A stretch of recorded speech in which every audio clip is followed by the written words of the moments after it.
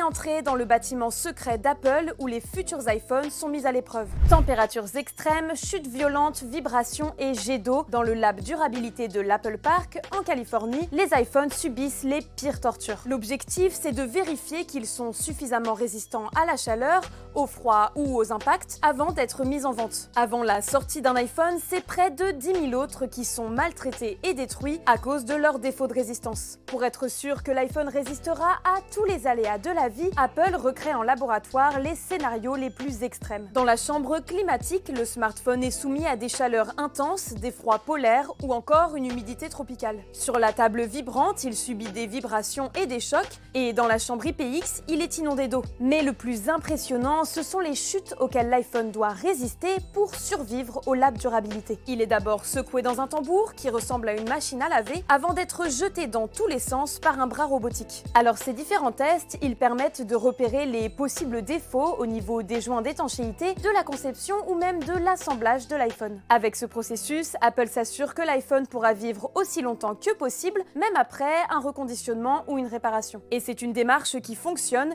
Ces 10 dernières années, les réparations Apple ont baissé de 40%.